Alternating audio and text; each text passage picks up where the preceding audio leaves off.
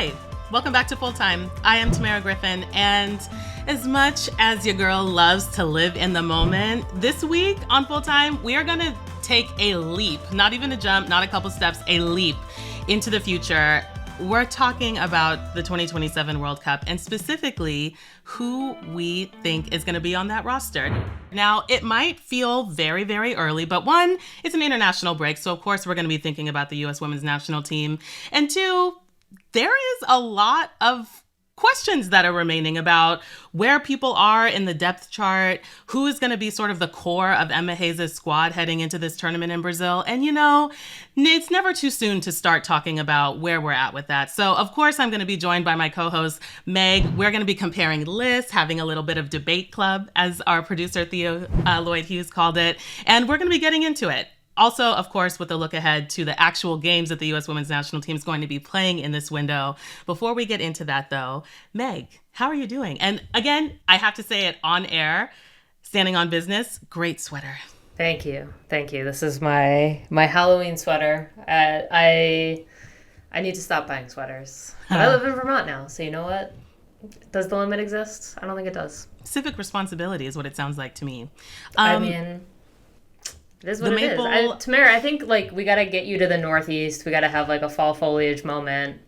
You know, I do think, it's going to be a chilly championship. So I think we got to figure out, our sweater game. It will. And in the Bay Area, layers are key. There is an art to layering. I will have a whole set of guidelines for people who are traveling to the championship because I want everyone to have the best experience ever. But yeah, layers. I mean, I'm in a tank top right now. It's probably going to be in the high 70s here in California. But I did switch over to a maple flavored almond milk to add to my coffee. So I'm easing into the fall vibes, but in a California way. All right, let's talk about the U.S. women's national team. Let's talk about the 2027 World Cup. I feel like some people are like, why are they talking about this so early? But there is reason for this. I mean, the whole summer, basically, U.S. women's national team head coach Emma Hayes has been talking about this core group that she wants to identify by the end of the year. And while I would love for her to actually name names with that. Realistically, we know that's not going to happen. So we need to fill in the gaps a little bit, right? And move this conversation forward, don't you think? Yeah. I mean, this is such an interesting challenge. I did this for the 2023 World Cup, and the U.S. women's national team was in such a different place when I was trying to do this mental exercise of, and first of all, I think there's also the challenge of, are we making our picks or are we trying to predict Emma Hayes? Because those are two very different projects. And I think the more valuable approach is always trying to figure out, where are we trending? Where's Emma Hayes trending? Who's got, a realistic shot of making this roster? And so I think this is we're going to try to predict rather than pick. And that's a very big difference, because if I was allowed to pick, it would be a very different place right now. Yeah. Very different kind of fun. I totally agree. And that's a little bit less, it's intuitive because we know who stands out to us. We know who's moving us. We know who we're intrigued by. We know who we're maybe concerned by, which is another aspect that I think we need to talk about before we actually dig into our list, which is the sort of different categories of players that we're each naming. I think especially because there is just so much fluctuation, so much uncertainty in terms of player availability between now and 2027 that it's kind of tricky to know who is a full lock, who's sort of on the bubble, who's trending in the right direction. So we had to make sure to sort of distinguish those two because a lot can happen between now and next summer, 2 summers from now, even this past week with all of the injuries, unfortunately, that we've seen across the club level heading into this international break. I hate it. But that's also something that we need to consider, Yeah, totally. I think that is always the toughest part of this. And something that Emma Hayes talked about in her press conference, right? After naming the roster and saying, listen, I'm not able to look at the players I want to look at. That's always going to be a challenge. I think that's with every roster for every major tournament. We've seen it time and time again. You think about how Lynn Biondolo keeps making major tournament rosters and the role that she's had to play. And it's something that is really, really hard to predict. And I think there were at least a couple players on here where I put parentheses, if healthy, right. Which, again, it's really hard to, and some of them are healthy right now, and I still am like, if healthy, it's a great challenge. It's a terrible one, but it's a great challenge. Yeah. And it's something that, when you're watching a game, it's easy to just have these like reactionary feelings of, oh, this person is 100% a lock. But then there are other considerations when you're not in the heat of a moment of a game about, how busy is the club schedule? What is the health? How are minutes being managed? And with a player, for example, like Rose Lavelle, who many say is irreplaceable. She's a singular talent. If she happens to not be available, that's not a matter of a like for like swap because there is no like.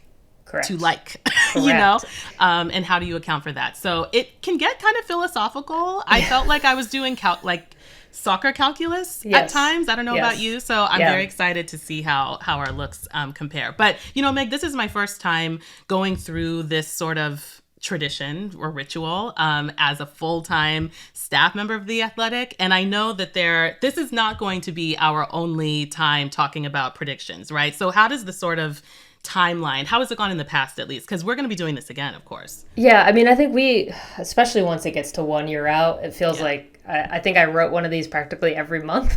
Wow. People kind of, and what is, I mean, the challenge with Emma Hayes, though, is because club play, I think, does factor in a lot more than what we have historically seen, that this is a much more challenging sort of project. And there is this sense, too, of, there are all these things that we don't see, right? I mean, the training time, but also I think a lot of intangible stuff. You look at the current roster for this window coming up, and I was joking with Theo because also we're about to compare lists blind, right? We both sent them to our producer Theo, and so I was chatting with Theo while I was waiting, and I was just like, man, the olds are far and few between. And this is such a different vibe than the U.S. women's national teams of the past, which have skewed older, right? Mm-hmm. And so there is a sense of, are these now veterans, right? You think about a Lindsay Heaps, a Rose Lavelle, and Emily Sonnet, right? Mm-hmm. And they are now the old guard. And do you need additional people around with them? Because currently they're the only,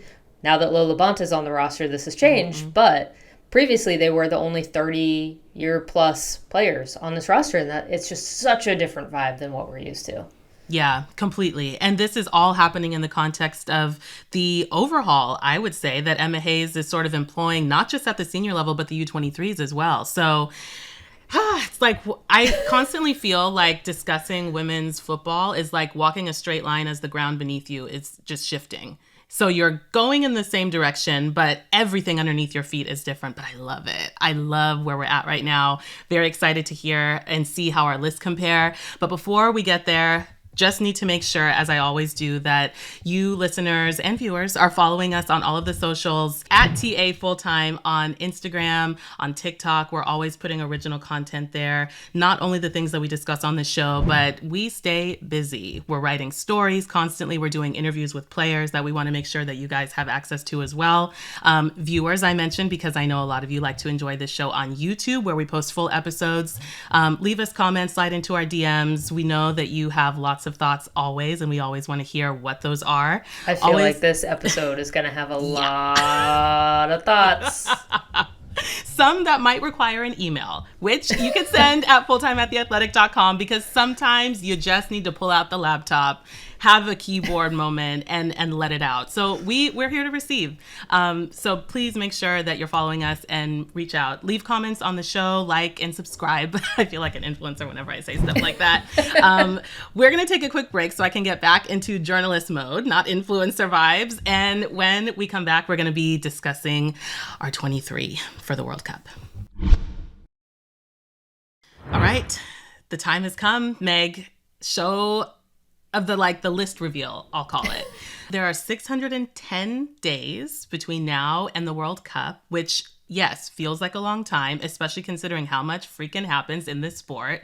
But we're here, and we're casting that first stone into the river, and there will be ripple effects, of course.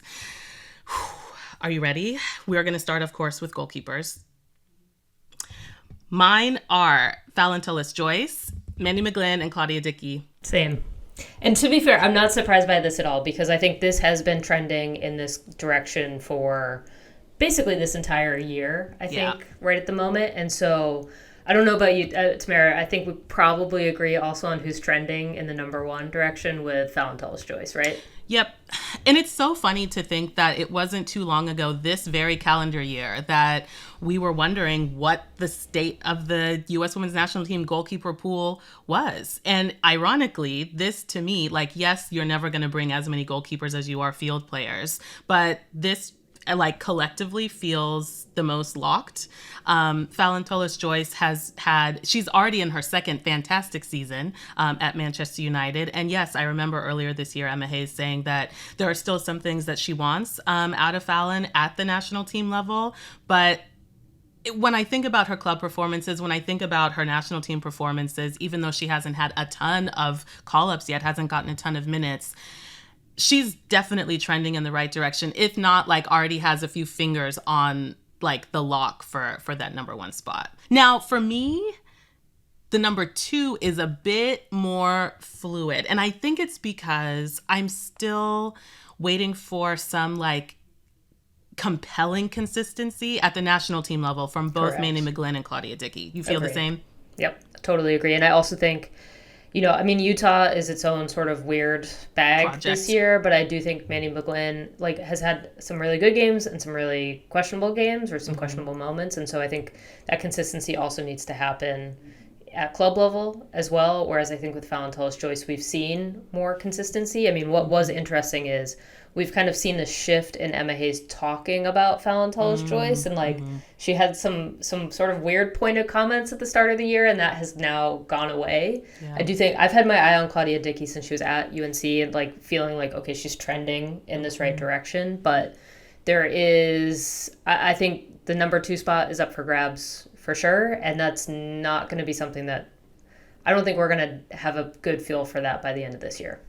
Yeah, and especially, I mean, the challenge for me with assessing goalkeepers at the national team level is that strength of competition component. Totally. There's only so much that you can assess when the keeper is only making a handful of touches in the game, and half of those are with their feet because the defender's just passing the ball back to them, To me, yes, I know the U.S. Women's National Team is playing Portugal twice, but I was kind of hoping for like a Spain, a Netherlands, an England, maybe later in the year, just so that you know that there's going to be a bit more of a test for them. But to me, that's going to be the sort of deciding factor in naming that number two.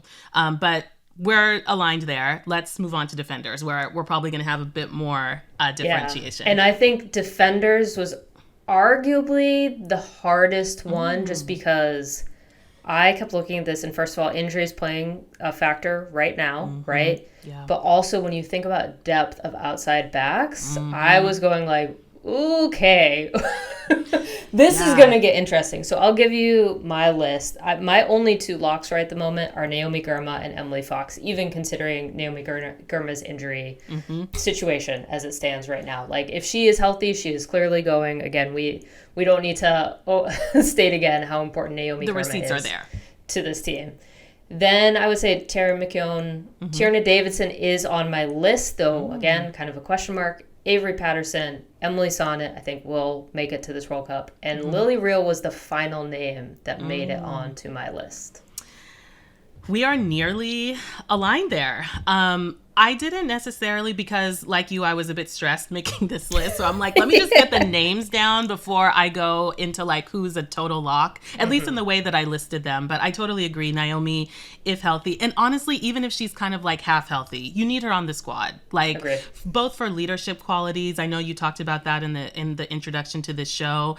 That, I mean, if age we were does to not matter for Naomi Girma, right? Like, Naomi Girma is Naomi Girma, time. One of one. Yes. And it actually would be kind of interesting to have like a separate type of roster prediction from like a leadership perspective, maybe like side episode idea. But yes, Naomi Girma, Emily Fox for sure for me. I have Lily Reel, Tara McKeown, Avery Patterson. where I differentiate from you, because you had Tierna and I put Emily Sams, and then I also have Emily Sonnet. Now, Emily Sams, yes, for reasons that are still not totally clear to me. This is the 2024 NWSL Defender of the Year on a championship-winning team. Has not had nearly as many looks, especially in terms of playing time, that I would have expected this calendar year from Emma Hayes, and probably warrants a question about that at this point, if I'm being completely honest, like in an official capacity. But I do think in terms of dependability, I seem to recall that there was at least one time at the national team level that she was actually employed at the outside back as well. But that fluidity sort of is also what I have questions about, how Emma Hayes sees Emily Sams. So we're nearly aligned there, but that's a good shout about Tierna, because given the timing of her ACL injury, she could ostensibly be back and mobile sometime next year. I mean, you know, like, I didn't mean back like playing full 90s. You know, it's a transition. I mean, Emily Sams, to your point, right? Like, that was the question mark for me is, I think what we have seen out of Emma Hayes is it's not, I mean, clearly she rates her, but I don't think she rates her as high as some of the other center backs. And so that for me was kind of the question mark of, I might rate Emily Sams, right? And I think this season has been kind of an interesting test for her compared to last year, where maybe she did have a little bit less to do. But there is this sense of Tierna Davidson being hurt, coming back, like that to me is the question mark. But I do think if Tierna Davidson is healthy, right, what we have honestly been waiting for quite some time is to watch Naomi Girma finally get that secured center back pairing. And for me, Tierna Davidson in theory is kind of like, that's what we've been waiting for. And so will it come together by 2027? I don't know. This is an educated guess. Truly. And I think one of the challenges that I didn't realize that I would be facing until I actually sat down to write this list is how to weigh the injury/health factor as we're putting names down right now. And so it's terrible. Like you have to force your brain into a really dark place, which is not my brand, honestly. It was a bit uncomfortable, and you don't want to even put those thoughts out there, but I realized that I was sort of subconsciously maybe looking at players who are healthy right now. And so I want to just I'm a maximalist. So in addition to the 23, I had another set of bubble players. Didn't exactly do the assignment right, but that probably tells you guys what type of student I was in school. So I do want to just quickly run by you, Meg, the names of the bubble players that I have at the defensive position, just to get your thoughts. I have Sam Staub, Kayla Sharples, Giselle Thompson, and Jordan Bugg. Yeah. I also, Crystal Dunn to me is still, maybe the bubble's really big, right? Like Emma Hayes talking about her not getting minutes at PSG, but I do think, if she is healthy, if she is playing, again, that is a legend of this team. We know, she has multiple skill sets on a World Cup roster. I mean, maybe she would be player 23 of 23 on this World Cup, but I just don't think we can rule her out at this point, even though I think the bubble would have to be expanded at this current point in order to include her. Yeah, I like the rest of your list for sure. Tip. Yeah, I mean, and I have Kayla Sharples on there, who came up in, Emma Hayes' press conference after this current roster dropped, and she spoke very highly of her. I do have questions about the Kansas City and their roster going into the postseason and how that may have affected things. But hey, we saw Lowe get a call up, so who knows? But since I'm bringing up Lowe, let's move on to midfielders. Again, compared to making the defensive list, this felt a little bit more intuitive for me. So I have Sam Coffey, Claire Hutton, Corey Bethune, Lily Johannes, Rose Lavelle, Olivia Moultrie, and Lindsay Heaps. I am honestly shocked and baffled that we have the exact same list, because I thought I was going to be controversial adding Olivia Moultrie on. So did I. So did I. And I was like, is this recency bias? Because she's been in great form, but also she's been in great form. But I also think Olivia Moultrie has a skill set, right? Where, I mean, and this is where it gets tough with the midfield, right? Because you mentally are like, okay, do I want 2 6s, 2 8s, 2 10s? And then you get to float. If you're going in a 7 defenders, 7 midfielders, 6 forwards, right? Which was what they took to the 2023 World Cup. Sometimes they go heavier on defensive players than they do attacking players. It really, like, we could have a whole side convo about that. But I do think Olivia Moultrie, like, she has some physicality to her. She can play a banger. She can play a great pass. I mean, to me, like, there is this mental picture of, you know, covering Olivia Moultrie's lawsuit against the NWSL and her emailing me and starting it with Miss Linehan and me just being like, oh God, okay. So, like, I will never get that out of my brain with Olivia Moultrie, but I think there is such an interesting case, and also her playing alongside Sam Coffey, right? Like, there is some natural chemistry there, and I think, you know, when I was making my list, for an Emma Hayes predictive roster, for me, there were 3 locks. I don't think I personally agree with them, but it's Sam Coffey, Lindsay Heaps, Rose Lavelle, if healthy. That was my big if healthy, right? Because that has just constantly been the question for her. Right the moment, I mean, that goal that she scored this past weekend for Gotham to deny Racing Louisville their first playoff, I mean, like, a world-class goal. And so, yeah, there's no overlooking Rose Lavelle still if she's healthy, but then the question becomes, okay, you've got Lily. Claire Hutton, to me, I think, is really trending in the right direction. Croy, this is where I think we also have to talk about Jaden Shaw, right? Because this is really, I think, going to be maybe a toss-up depending on form when we get to 2027.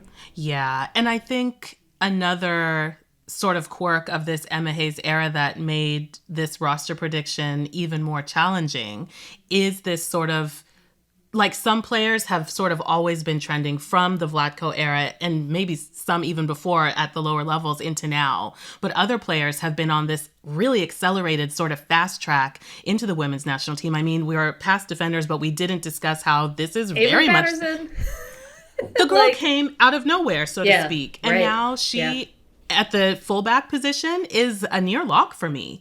She has made the most of every single call up to the senior team since she joined, and has just been so convincing at the club and country level. And then you also have players like, in my opinion, Croy and Jaden Shaw. Jaden Shaw has been sort of jumping back and forth between the senior team and the U23s, sometimes not getting call ups at all. She's someone that Emma Hayes has sort of not used as an example, but tends to mention when she talks about how the sort of catapulting of young players into the senior team level without proper development ultimately does them a disservice, and has talked about how a huge component of her job now is to sort of fill in the gaps and supplement what the players may not have been getting before. So there's no denying that Jaden Shaw is supremely talented, that she has a high ceiling. She's in a great place now, it seems, with this move to Gotham. She's able to train alongside Rose Lavelle all the time. Speaking of partnerships, question mark still, though, at the end of the day, because this is all happening in a very crunch period of time for a young player on top of that. Like, the roller coaster is so real. It's just, I think what is really interesting about the midfield, like, this is where I actually had such an easy time being like, the bubble is so long here, right? Because I think you also have the chances for players like Sam Meza. I mean, Hal Hirschfeld is still out there. I mean, if you really want to, like, think about a bubble, that's too, so if they still need depth at the 6, Andy Sullivan is going to have time to come back, right? And so there is this real sense, Lola Bonta as well. Like, there is, you know, like, she got back onto this roster. I think if you want to talk about a leader and a veteran presence and someone that I think would be such a good addition for a tournament setting in terms of, like, keeping the vibes where they should be, right? Like, when I think about covering 2023 and how bad the vibes were versus 2024 at the Olympics and how good the vibes were, you add Lola Bonta into that mix and I'm like, ooh, good. Amazing things could happen. I mean, a World Cup level, just like Selly body of work, that alone. But yes, I mean, we keep talking about the leadership factor, and you want to talk about, like, depth there or lack thereof, I would say. That is a factor when you're putting together a roster for a tournament like this. So I had Low on my bubble list as well. I will also introduce a wild card, a player that I frankly thought was going to get called up in this window and was not, Jalen Howell. Because Agreed. when I look at the midfield, even with the players that I named, it skews for me heavily on like the creativity aspect. But we're missing some dog. Not the Julie Ertz. We're missing some dog. The ex-dog is not yet immaculate. And when I look at Jalen Howell, I actually talked to her when I was in New York recently. She was in the post-game press conference, and I asked her about that. Admittedly, a bit in anticipation of her making this roster. And she talked about how she's finally at a point in her career where she is both healthy and on a club team where she is being poured into. And that has been very much on display this season for her with Gotham. Her ability to just... Sometimes you need that type of yellow card play, if you know what I mean, in a game. Yep. She is your go-to girl for that. She is playmaking. She's scoring goals now. Like, she is 100% for me trending in the right direction and offering the U.S. Women's National Team something that I don't think they currently have. So I am standing on business, going like I'm going on record, thinking that she needs to be in this squad. I don't know who is not there. I know, like dropping a player. I mean, because I also want to toss one other name out in terms of midfield. I mean, Taylor Flint, I think, still deserves another real look for what she's doing now, as opposed to when Vlatko Andonovski had brought her into... She was not ready at that point in time. Right. And now when you think about the Louisville turnaround, how much she is at the heart of it, too many yellow cards, right? But like that, again, when you're looking at her height, right? Like set pieces, so crucial in major tournaments. I don't hate it. I don't hate it. So I would like to see her at least get another look. This is the challenge, though, with this midfield, is that depth could go on forever. Yeah. And it's just a matter of who's got chemistry, can you balance the dog with the creativity. There's a lot of options for Emma Hayes right now. There really are. And I get the sense, based on some past comments that Emma Hayes has made, and to the extent that I can glean the way that she managed Chelsea, which is obviously different type of team, but the girl loves her some depth. Yes. And it makes me so curious. I know that we'll like be able to revisit this the closer we get to the World Cup, but it makes me so curious how she's going to approach depth and rotation at the World Cup. Is it going to be, a starting 11 that we're going to see more or less the same of from the beginning to the end? Or is she going to be completely open to changing a roster based on the opponent, especially if, for example, you get to the knockout stages, which I think could also totally change the way that the roster looks. If... Are we going Pain Cave? Are we going Pain Cave again? Right. Or, I don't know, are we going hang gliding? Right. Like, what's the opposite? Right. No, I think that's a good one. Pain Cave or hang gliding would make a great headline. When you mentioned Taylor Flint, I was also thinking, like, as we move into the forwards, there are so many wingers who have such incredible service, which increases, I would say, the need for having people who can be on the other end of them. Whose turn is it to read the list? I got lost in the midfield sauce. Let's go to forwards, because I think this is going to be a really interesting one, just because if you want to talk about current injuries / absences, really this is the real leap of faith here. And so obviously starting with Trinity Rodman, Sophia Wilson, Mal Swanson. Then I think Alyssa Thompson at this point feels like a pretty good lock for that number 4 spot. Kat Macario. I finished up with Ali Sentnor, but I think there's a lot of options for that final spot. And I want to also launch us with maybe what might be my spiciest take of this, which is I feel the least certain about Mal Swanson making this roster.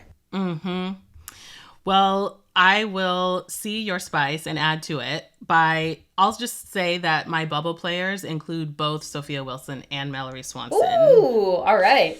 Come for me, people. I'm ready. R.I.P. triple espresso, man. Yeah. Just like too beautiful for this world. Yeah, it was just like a one-time shot potentially.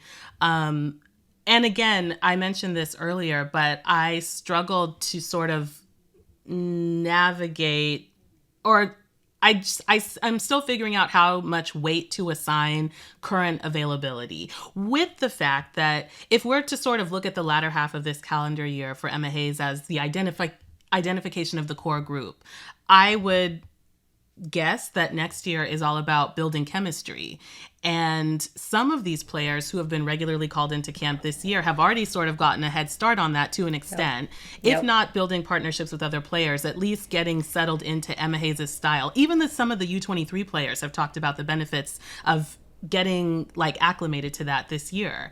And that for me, in addition to, you know, fitness and what it means to get back to being 90 minutes fit or even 60 minutes fit, is where I am genuinely like curious, if nothing else, about what those journeys are going to be like for Sophia and Mal. It has nothing to do with what they're able to do on the field and contribute like when they're at their best. But when you have a baby, everything changes for you. And I'm just sort of like cautiously accommodating that right now by putting them on the bubble. But they're kind of like a special type of bubble where, again, if healthy and if ready, there's no question that they're on block. So it's more placeholder rather than outright bubble. All right, so give me your list, Tamerra. Okay, so Trinity Rodman, Michelle Cooper, Yasmin Ryan. This is not in order of lock, by the way. Okay.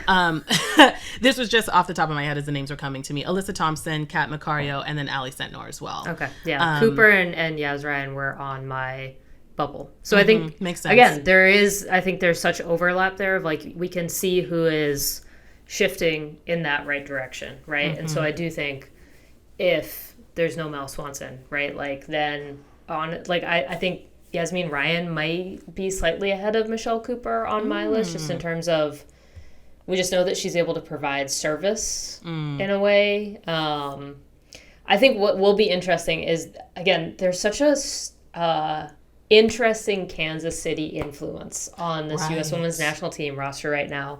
And thinking about what Vlatko Andonovski has already done in such a short period of time with Ali Sentnor's game, that I think will complement the U.S. Women's National Team, right? Of getting her to be a little less shooty and a little more like thinking about the options in front of her.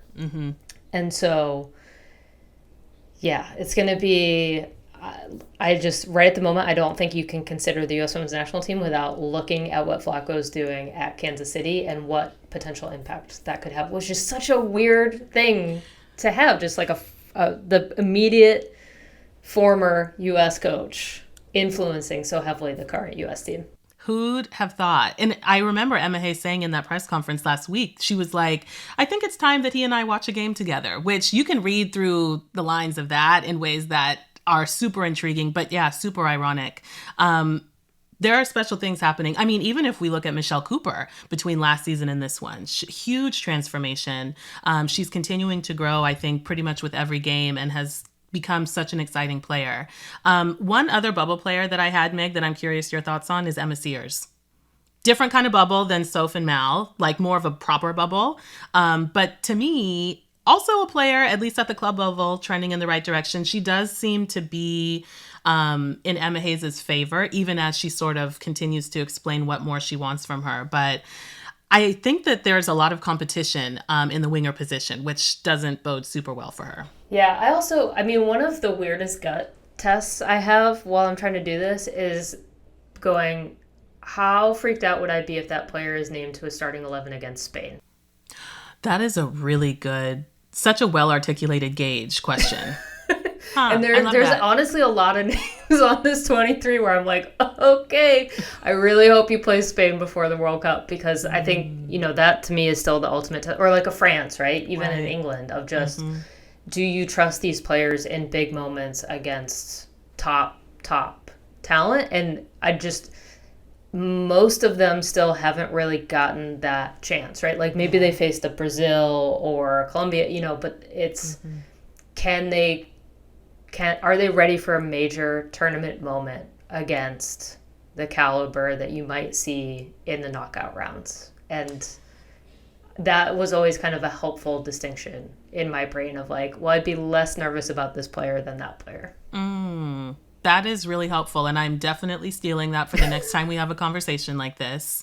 That strength of competition is so so real. And that's no disrespect, of course, to Portugal, New Zealand, Italy. I think that every opponent offers things that you can learn about an individual player, about the cohesion of a team. And there's no question that that's going to be the case for the next two windows that see out this calendar year. But with certain positions, I think especially, like we mentioned with the goalkeepers, there are some that you just need to play against like a worthy opponent or an equal opponent, at least from a positional standpoint. So it makes sense. And also the sort of like club form factor too, like we mentioned with Kansas City. Louisville has... We're not talking about NWSL, but racing, please do the thing. Please do the thing. Yeah. Did you have any other bubble players for this position, Meg? Or, people trending in? I think there is a whole list. I mean, I have not really done the whole depth chart exercise, but I think this is going to be the easiest one to play yourself at minimum onto the bubble, right? Because goal scoring, I think, is such an easy sort of tangible thing for you to immediately get noticed. Whereas if you're like a number 6, it's a lot harder to play your way in. I do think before we get out of here and before we move on to the next thing, I think it's pretty interesting that going in blind, we aligned on 20 players. There really was not that much difference. So that to me is showing that there is maybe this core group taking shape under Emma Hayes, or at least like she has been consistent enough in terms of what she said and her call-ups and what we have seen out of play, that even this far out, at least as of right now, you can mostly predict a roster. Yeah. And even when I look at the differences in the players that we had as locks, for me, Emily Sams, Yasmin Ryan, Michelle Cooper, there is almost like an inversion for you when it comes to health with Tierna Davidson, Sophia Wilson, and Mal Swanson, which is also really, really interesting and kind of shows like how thin the margins can be, in addition to like the philosophical approach that we each had to building the roster. Yes, totally. So fascinating. I don't know. We're just going to have to do this again in a few months and see who's healthy, see who's back. I mean, the tough challenge will be season's about to end. Yeah. We'll probably have to wait for like She Believes, right? I think She Believes is going to be the next big test of what this roster looks like and who's back and who's healthy. And so, yeah, I think put a pin in it. Yeah, put a pin in it. And I already know, without needing to prompt you guys to let us know your thoughts, as Meg said, she already knows that you also will have a lot. But we're ready for them. Bring us the spice. Give us your opinions. All right. Coming back to the present, the U.S. women's national team does have 3 games this window, 2 against Portugal, 1 against New Zealand. Meg, what are you most looking forward to with this set of friendlies? I just think this is finally like the real test. I know Emma Hayes said that 2 goalkeepers were going to get minutes. And so in our quest to figure out the number 2, I think that might be instructive, right? Other than that, it's going to be so interesting, I think, to watch the U.S. play in CPKC Stadium. Yeah. Again, Kansas City influence aside, it's just such a small stadium. I think the vibe is going to be very different of, the U.S. has been trending into, at minimum, MLS, 20, 25K. They've played in a lot bigger places, so it'll be fun to see them in a building that feels very intimate. It's like after your favorite band has been on stadium tours and they bring it back and play like a little room with 200 people. I love that comparison. That's so true. I have... Portugal for me is one of those like, girl, we're all rooting for you FC type teams. So I'm excited to just sort of see where they're at right now. They have some really exciting players. Kika Nazareth is back, fully healthy with the squad. She is a joy to watch in person if you ever have the opportunity. And I do think, we're talking World Cup. If we want to talk about that 2023 meeting between the U.S. and Portugal, there is some healing that can be done, I think, on the U.S. side when it comes to this team. So I actually think that those fixtures are going to be like pretty spicy. They're going to have some texture to them. Definitely looking forward to those. And as producer Theo Lloyd Hughes pointed out, which I did not even make the connection between the fact that Lola Bonta has been called up to replace an injured Sam Meza and could see minutes at CPKC Stadium with the national team jersey. Better happen. That's all I have to say. Emma Hayes should get like bullied into it the same way Rose Lavelle. Oh my God. Right. That's the vibe we need. We'll see if she's Casey will understand the mission. It's fine. We don't even have to worry about it. Nope. They're probably already ready with the chance, just in anticipation because of what happened. That Rose Lavelle moment was crazy. But yeah, lots to look forward to with this window. In addition, of course, to the sporting side, I'm excited to see the Europe-based players back now that they're in their season doing Champions League things, and of course at the league level, to see how they're sort of combining with the players who got looks over the summer. I'm really excited. And keeping all of this in mind as we are, of course, looking to 2027, it's like we've got to have the bifocal vision going. Who's making an impression now and who might be able to sort of keep their trajectories going between now and Brazil. So lots to think about, lots to be present in the moment for, and lots to be anticipating over the next 610 days. Before we get ahead of ourselves again, we're going to wrap it. That is our show.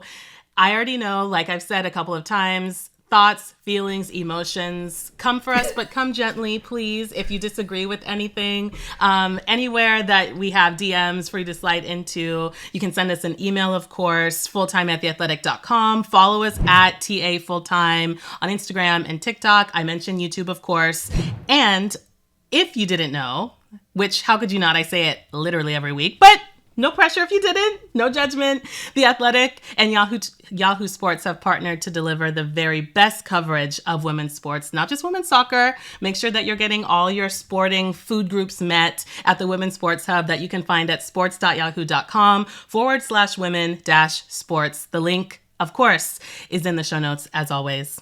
I have been Meg Linehan. You can find me on Instagram, Blue Sky. My only shout out of the week is happy birthday and happy anniversary to my wife, Marjorie. It's a big week for us. And again, you can watch us on YouTube too. You can enjoy my ridiculous sweater if you were not watching.